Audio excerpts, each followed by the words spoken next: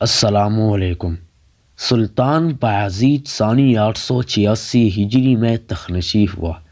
اس کو تخنشی ہوتی ہی اپنے بھائی جمشید کا مقابلہ کرنا پڑا، جو میں نے پچھلی ویڈیو میں تفصیل سے اس واقعے کو بیان کیا ہے۔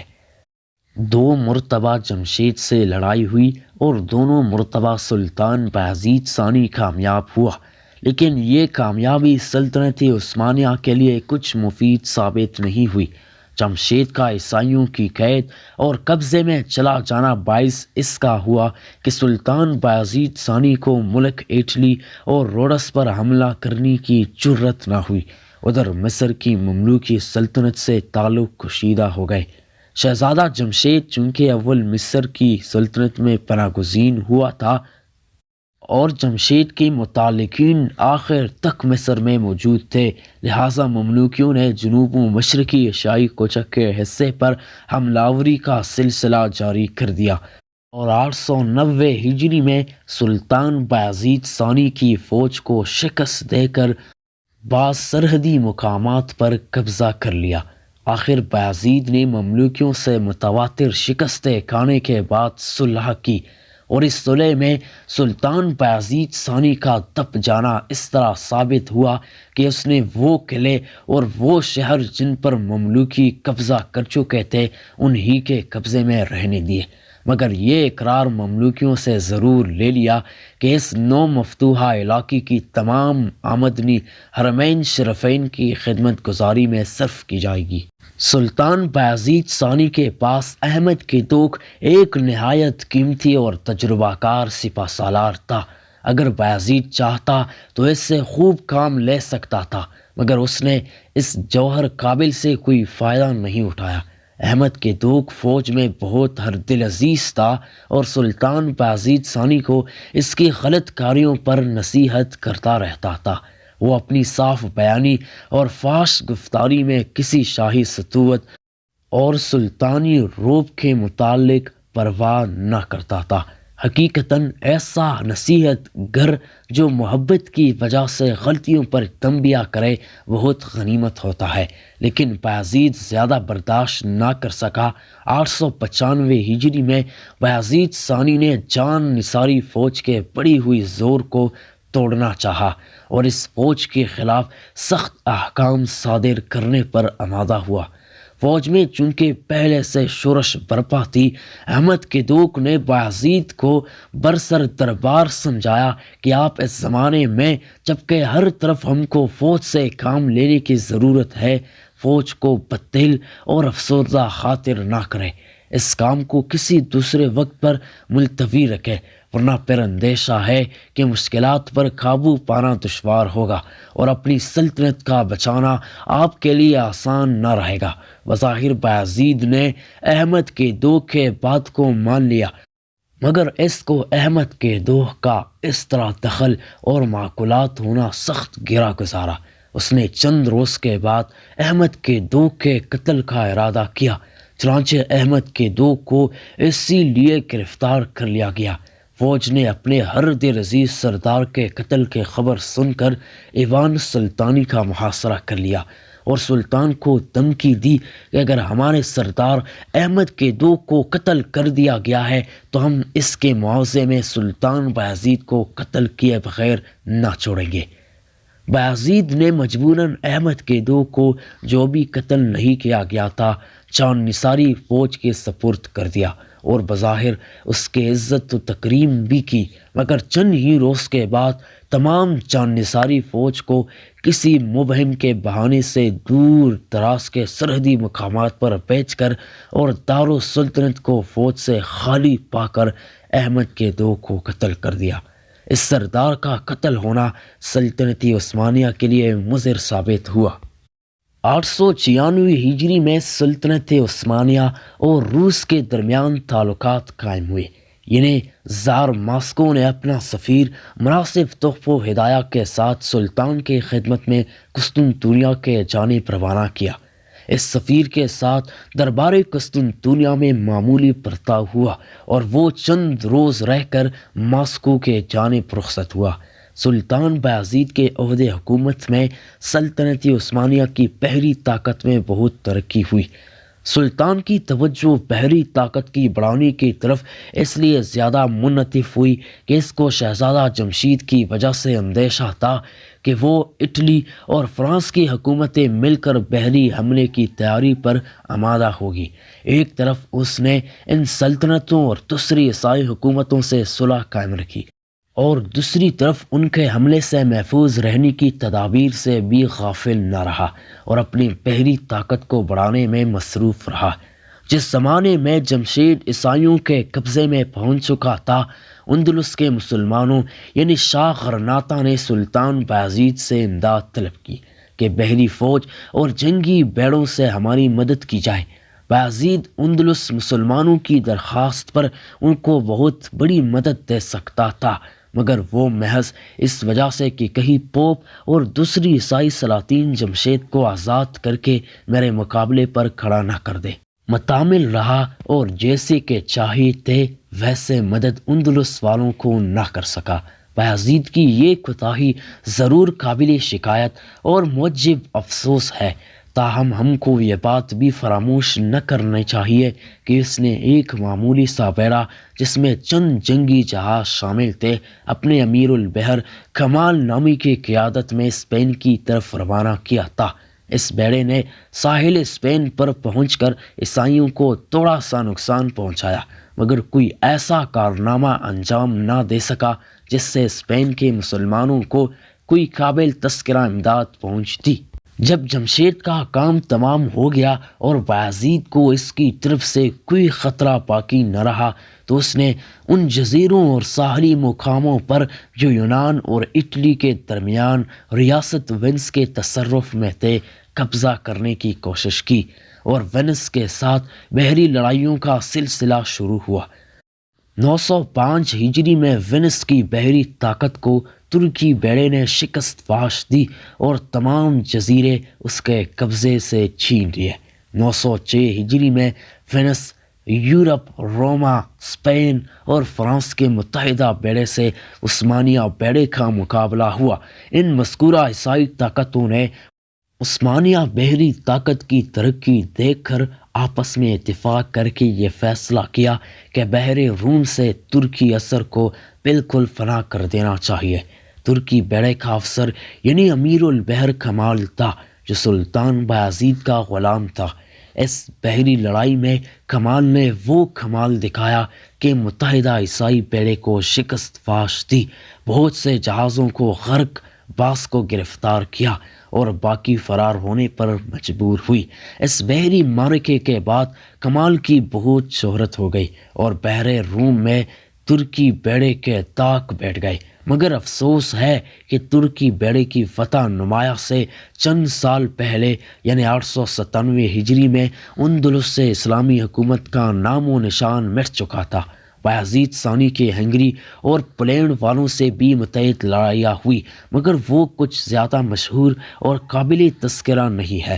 نتیجتاً ان لڑائیوں کا یہ ہوا کہ پولینڈ والوں نے سلطان سے صلح کر لی اور پولینڈ کے بعض شہروں پر جو سرحد پر واقع تھے ترکوں نے قبضہ کر لیا۔ چونکہ سلطان بایزید ثانی صلح کے جانب زیادہ مائل تھا، لہٰذا سلطنت عثمانیہ کی وسعت اور شوکت میں کوئی اضافہ نہیں ہو سکا۔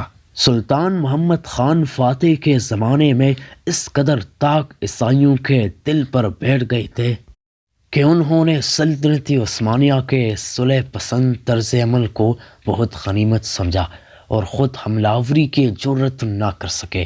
سلطان بایزید ثانی کی ہم زیادہ مذمت بھی نہیں کر سکتے، کیونکہ اس کے عہد حکومت میں بحری طاقت سلطنت عثمانیہ کی بہت بڑھ گئی تھی اور بعض جزیرے اور ساحلی مقامات ترکوں کے قبضے میں آ گئے تھے، جنہوں نے ان کی تلافی کر دی تھی، جو بڑی معرکہ آرائیوں کے کم اور بلا نتیجہ ہونے کے سبب ظاہر ہوئی۔ سلطان بایزید ثانی نے کوئی ایسا عظیم و شان کام بھی نہیں کیا جن کی وجہ سے وہ خاص طور پر مدح و ستائش کا حقدار سمجھا جائے۔ اس کی نسبت مشہور ہے کہ صلح جو اور نیک طینت شخص تھا، لیکن عام طور پر کن صحن اور سست مزاج لوگوں کے نسبت ایسا ہی مشہور ہو جایا کرتا ہے۔ جس سال سلطان بایزید ثانی تخت نشین ہوا ہے، اسی سال مولانا عبدالرحمن جامی نے اپنی کتاب سلسلہ الذهب تصنیف کر کے سلطان بایزید ثانی کے نام پر معنون کیا۔ مولانا جامی اسی بادشاہ کے زمانے میں 18 محرم 898 ہجری کو فوت ہو کر ہرات میں مدفون ہوئی۔ اسی سال کو کولمبس نے امریکہ کو دریافت کیا، حالانکہ اس سے پہلے مسلمان اندلس امریکہ کو دریافت کر چکے تھے، مگر یہ شہرت کولمبس ہی کے حصے کی تھی۔ بایزید ثانی کے زمانے میں 902 ہجری میں پرتگال کے بادشاہ امانویل نے اپنی دارالسلطنت لسبن سے واسکو ڈی گاما کو 3 جہاز دے کر ہندوستان کے تلاش کرنے کے لیے روانہ کیا۔ وہ 20 رمضان 903 ہجری کو ملابار کے بندرگاہ کندرینا علاقہ کا لیکٹ میں پہنچ کر لنگر انداز ہوا۔ اسی سلطان کے عہد حکومت یعنی 906 ہجری میں اسماعیل صفوی بانی خاندان صفویہ 14 سال کی عمر میں ایران کے تخت پر بیٹھا۔ مذہب ناحق اس کی تاریخ جلوس ہے۔ سلطان بایزید ثانی کا ہم عصر ہندوستان میں سلطان سکندر لودھی تھا، مگر سلطان سکندر لودھی بایزید خان ثانی سے 3 سال پیشتر یعنی 915 ہجری میں فوت ہو گیا تھا۔ 29 شعبان 916 ہجری کو شیبانی خان بادشاہ ترکستان اسماعیل صفوی بادشاہ ایران کے مقابلے میں مارا گیا، اور اس سے 1 ماہ بعد سلطان محمود بیکر بادشاہ گجرات احمد آباد میں فوت ہوا۔ سلطان بایزید خان ثانی کا 32 سالہ عہد حکومت چونکہ اہم اور دلچسپ واقعات سے خالی تھا، لہٰذا دوسرے ملکوں کے واقعات جو اس زمانے میں ہوئی قارئین کرام کی دلچسپی کے لیے لکھ دی گئی ہے۔ اسی سلسلے میں سلطان بایزید ثانی کے عہد کا ایک اور واقعہ بھی قابل تذکرہ ہے، جس سے اس زمانے کے عیسائیوں کے سنگ دلی اور نامردی پر تیز روشنی پڑتی ہے۔ اس سے پہلے میں نے کہا کہ ہنگری کے ساتھ بھی سلطان بایزید کی فوجوں کے معرکہ آرائی ہوئی تھی۔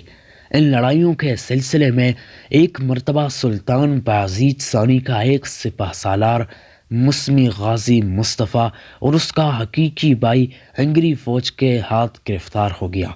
ہنگری کے سردار نے ان بہادر سرداروں کے ساتھ یہ شریفانہ سلوک کیا کہ غازی مصطفیٰ کے بھائی کو لوہے کے سیخ سے چیت کر درائے حالی کا وہ زندہ تھا، نرم آنچ پر رکھ کر کباب کی طرح بنوایا۔ سب سے بڑھ کر قابل تعریف بات یہ تھی کہ غازی مصطفیٰ کو سیخ کے پیرتے رہنے اور اپنی بھائی کو خود اپنے ہاتھ سے کباب بنانے پر مجبور کیا گیا تھا۔ اس کے بعد غازی مصطفیٰ کے تمام دان توڑ کر اور انواع و اقسام کی اذیتیں پہنچا کر اور فدیہ لے کر چھوڑا۔ چند برس بعد وہی ہنگری سردار جس نے یہ ظلم و ستم روا رکھا تھا، غازی مصطفیٰ کے قبضے میں آ گیا، تو غازی مصطفیٰ نے اس کو قتل کر دیا، مگر اور کسی قسم کا نقصان نہیں پہنچایا۔ اس سے اندازہ ہو سکتا ہے کہ عیسائیوں کے قساوت قلبی کس حد تک پہنچی ہوئی ہے اور ترکوں میں کس قدر شرافت اور پابندی مذہب موجود تھی۔ سلطان بایزید ثانی کے آخر عہد حکومت میں کچھ اندرونی بدنظمی اور پیچیدگی پیدا ہوئی۔ یہ پیچیدگی ولی عہدی کے مسئلے کی وجہ سے تھی، جس کی تفصیل اس طرح ہے کہ سلطان بایزید ثانی کے 8 بیٹے تھے، جن میں سے 5 تو چھوٹی عمر میں وفات ہو گئے۔ 3 بیٹے جوان ہوئے جن کے نام احمد، کرکوت اور سلیم تھے۔ ان میں کرکوت سب سے بڑا اور سلیم سب سے چھوٹا تھا۔ سلطان بایزید ثانی اپنے منجلی بیٹے احمد کے جانب زیادہ مائل تھا اور اسی کو اپنا ولی عہد بنانا چاہتا تھا۔ احمد اور کرکوت اور ان کے بیٹے ایشیائی کوچک میں عامل و فرمان روا تھے۔ علاقۂ طرابزون کی حکومت سلیم سے تعلق رکھتی تھی۔ سلیم اپنے دونوں بھائیوں سے زیادہ بہادر، جفاکش اور سلیم الفطرت تھا اس کی بہادری جفاکشی کے سبب تمام فوج اور فوجی سردار سلیم کو سب پر ترجیح دیتے تھے۔ اسماعیل صفی شاہ ایران نے ایران پر قابض و تسلط ہو کر شیعوں کے گروہ شاہی کوچک یعنی عثمانی سلطنت میں پلا دیے تھے کہ وہ لوگوں کو شیعت کے ترغیب دے کر شاہ ایران کا ہمدرد و معاون بنائے۔ اس تدبیر کا اثر خاطر خواہ ظہور پذیر ہوا اور شاہی کوچک میں واقع پسند لوگ شاہ ایران کے شیف پا کر قزاقی و غارتگیری پر مستعد ہو کر اٹھ کھڑے ہوئے۔ اس بدامنی اور غارتگیری کے فروغ کرنے کے لیے کرکوت احمد نے جو ایشیائی کوچک کے غالب حصوں پر حکمران تھے فوجیں استعمال کیے اور غارت گر گروہوں سے بار بار لڑائیاں ہوئی۔ رفتہ رفتہ ان قزاقوں اور باغیوں نے سلطان عثمانی کے غفلت اور شہزادوں کی سستی و غلط روی سے فائدہ اٹھایا اور ان باغیوں کی ٹولیاں شاہ کلی نام ایک شخص کی قیادت میں مجتمع اور منتظم ہو کر ایک زبردست فوج کی شکل میں تبدیل ہو گئے۔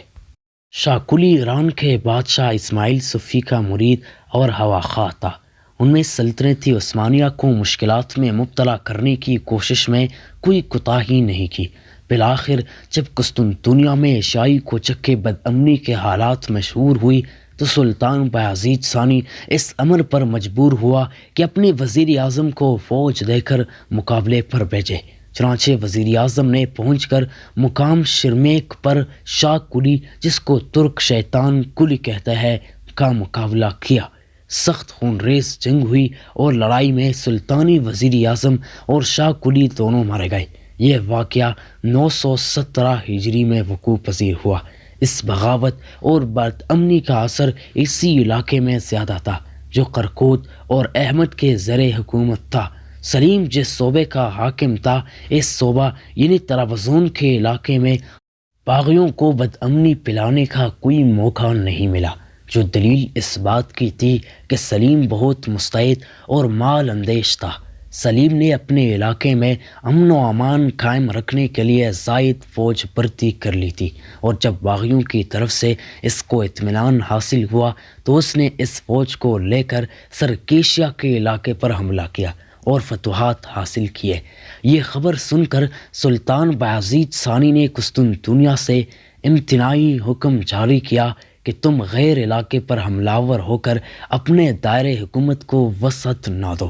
سلیم نے لکھا کہ اگر مجھ کو اس طرف فتوحات حاصل کرنے کی اجازت نہیں ہے تو یہاں سے تبدیل کر کے کسی یورپی صوبے کی حکومت پر نامزد فرما دیجیے تاکہ اس طرف عیسائیوں پر جہاد کرنے کا موقع ملے۔ میں خاموش بیٹھنا اور میدان جنگ سے جدا رہنا پسند نہیں کرتا۔ یہی وہ زمانہ تھا کہ سلطان بایزید ثانی احمد کو اپنی جانشینی اور قائم مقامی پر نامزد کرنے اور ولی عہد بنانے کا ارادہ کر چکا تھا۔ سلطان کے اس ارادے سے مطلع ہو کر جانثاری فوج اور دوسرے فوجی افسروں نے مخالفت کا اظہار کیا۔ ان میں سے بعض تو کرکوت کو اس لیے ترجیح دیتے تھے کہ وہ بڑا بیٹا تھا، اور سلیم کو اس لیے ولی عہدی کا مستحق جانتے تھے کہ وہ بہادر اور مال اندیش ہے۔ اس کشمکش کی احمد اور کراکوت کو اطلاع ہوئی تو وہ بجائے خود اس فکر میں مبتلا ہوتے کہ کسی طرح تخت حکومت حاصل کیا جائے۔ اس کا نتیجہ یہ ہوا کہ تینوں بھائی الگ الگ اپنی طاقتوں کی بڑھانے اور ایک دوسرے کی مخالفت کرنے پر آمادہ ہو گئے۔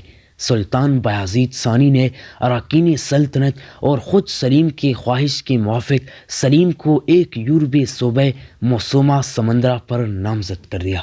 سلطان بایزید ثانی کے بیٹے چونکہ آپس میں مصروف مسابقت ہو چکے تھے، لہٰذا سلیم نے بھی اپنے بھائیوں کے خلاف سلطنت کے حاصل کرنے کی کوشش کرنی ضروری سمجھی، اور وہ اراکینی سلطنت اور فوجی سرداروں کے اعمار پر یورپ میں داخل ہو کر ایڈریانوپول پر قابض ہوا۔ سلیم کے ایڈریانوپول آنے کی خبر سن کر سلطان بایزید ثانی مقابلے کے لیے روانہ ہوا۔ جب سلطان بایزید ثانی مقابلے پر پہنچ گیا تو سلیم کے ہمراہی فوج کے بہت سے آدمی ان کا ساتھ چھوڑ کر سلطان کی فوج میں شامل ہو گئے۔ سلطان بایزید ثانی کی فوج نے سلیم کو شکست دی اور وہ بشکل اپنی جان بچا کر اور ساحل سمندر پر پہنچ کر بذریعہ جہاز اپنے خسرخان کریمیا کے پاس چلا گیا اور وہاں تاتاریوں اور ترکوں کی فوجیں فراہم کرنی شروع کی۔ ادھر عیسائی کوچک میں احمد نے فوجیں فراہم کر کے قسطنطنیہ پر قبضہ کرنے اور سلطان بایزید ثانی کو تخت سلطنت سے اتار دینے کی تیاریاں کر لی تھی۔ سلطان بایزید اپنے چھوٹے بیٹے سلیم کو ایڈریانوپول سے بھگا کر قسطنطنیہ پہنچا تو معلوم ہوا کہ احمد حملہ آور ہونے والا ہے۔ یہ حالت دیکھ کر سلطان بایزید ثانی بہت گھبرایا اور اراکین سلطنت میں چمگویا ہونے لگے کہ سلطان بایزید ثانی واقعی اس قابل نہیں رہا کہ تخت حکومت پر قائم رہے۔ اراکین سلطنت کے مشورے سے یا خود سلطان بایزید ثانی نے سلیم کے پاس پیغام بھیجا کہ تم اپنی فوج لے کر قسطنطنیہ چلے آؤ اور احمد کے حملے کو روکنے میں سلطانی فوج کے شریک ہو جاؤ۔